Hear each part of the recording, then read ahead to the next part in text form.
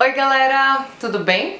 Então hoje é dia 15 de novembro, dia da proclamação da República, mas você sabe exatamente o que dia foi esse? O que aconteceu? De que forma aconteceu a proclamação da República? Neste feriado, eu poderia estar fazendo milhares de coisas, poderia estar fazendo uma leitura de um livro, poderia estar brincando com os cachorritos, poderia estar descansando o braço. Eu queria explicar para vocês por que a gente tem um feriado no dia 15 de novembro?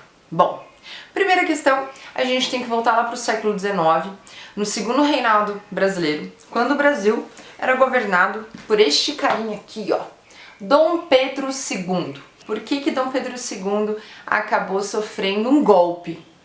Um golpe? Golpe. A gente tem aí um golpe. Foi uma forma de agir dentro do próprio governo. A gente tem um cara, uma figura central aí, que é o Marechal Deodoro da Fonseca, que era super próximo do Dom Pedro II e que fez aí a proclamação da República. Vários setores aí do Brasil estavam insatisfeitos com o governo aí de Dom Pedro II, um cara que ficou 49 anos no poder e acompanhou um processo de modificação muito grande no Brasil. Para a gente entender a satisfação dos militares, a gente tem que voltar lá para a Guerra do Paraguai. Essa guerra foi a primeira guerra que o Brasil enfrentou a nível internacional. Então o Brasil fez uma aliança aí com a Argentina e com o Uruguai para barrar o avanço expansionista do Paraguai, comandado aí pelo Solano Lopes. Então, primeira coisa, os militares que foram para esta guerra voltaram fortalecidos.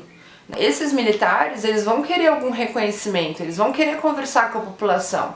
Só que o Dom Pedro II vai cortar as asinhas dessa galera e vai até um certo ponto censurar a participação social, política aí dos militares. A gente vai ter também a questão religiosa. O que é a questão religiosa?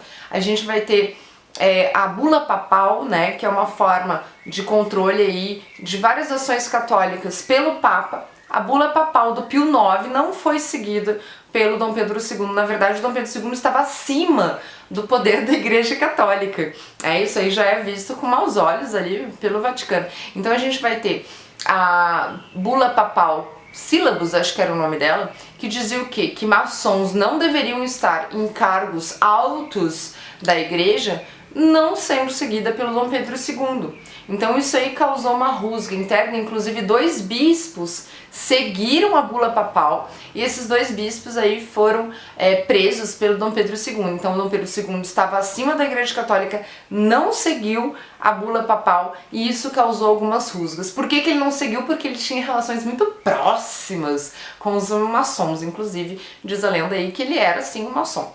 Bom, essa questão é acompanhada pela abolição da escravatura. Você não pode negar que o setor cafeicultor sempre apoiou Dom Pedro II, até o momento que a gente vai ter aí a abolição da escravatura feita pela princesa Isabel, que seria uma possível, provável imperatriz brasileira, porém o Brasil deixa de ser uma monarquia antes disso acontecer.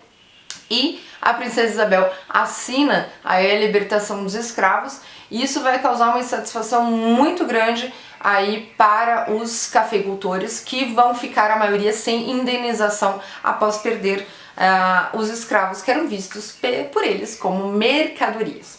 Bom, a gente vai ter a abolição da escravatura em 1888 e não é por nada que um ano depois a gente vai ter o golpe que proclama a República. A nossa proclamação da República não houve nenhuma guerra, não houve derramamento de sangue, inclusive houve pouquíssima ou zero ou nula resistência pelo próprio monarca. A gente vai ter aí a monarquia brasileira se exilando na Europa 2 dias após a proclamação da República. E essa proclamação da República ela sempre era um pouquinho postergada porque a galera estava esperando o Dom Pedro II bater as botas. Só que o cara demorou um pouquinho para morrer. Então estava programada pelos militares, pelo auxílio aí também dos republicanos, que a gente já vai falar sobre eles. Muitos republicanos, inclusive, se tornaram republicanos de última hora, muito interessados aí pelo poder. Então a gente vai ter um crescimento do movimento republicano, principalmente após essas 3 questões. Dom Pedro II, quando ele fica sabendo do golpe, que foi antecipado do dia 20 de novembro, que era pra ser quando, né, era pra ser o Marechal Deodoro da Fonseca tinha conversado com a galera, e era pra ser dia 20 de novembro, houve uma antecipação pro dia 15 de novembro, por causa de uma fake news, por causa de um boato, né, de que o Marechal Deodoro da Fonseca e o positivista também militar Benjamin Constant seriam presos pela monarquia. Então eles fizeram um golpe aí no amanhecer do dia 15 de novembro e foi um golpe muito solene, a galera ficou olhando assim meio sem entender. Até o José Murilo de Carvalho, que é um historiador muito legal, ele escreve que a população, o povo, né, não teve participação nessa proclamação da República. Até o Aristides Lobo fala que a população assistiu de forma bestializada, achava que era uma festa, um desfile. Então você precisa lembrar que essa participação popular na proclamação da República foi basicamente nula e que houve uma intensiva formação do imaginário popular após a proclamação da República, visto que o Brasil não tinha um grande histórico de revoltas que incentivassem aí repúblicas. Então a gente vai ter uma formação das almas, uma disputa desse imaginário com a questão da bandeira, com a questão do Tiradentes, tranquilo e sereno. Lembrar que os positivistas tiveram uma baita de uma participação nessa época. Se você olhar essa mensagem aqui, ó, essa foto de Tiradentes, já parece Jesus, né? Jesus ou Tiradentes? Dá pra ficar na dúvida, né? Muito bem, galera! Então aproveitem o finalzinho do feriado, entendam o que vocês estão vivendo.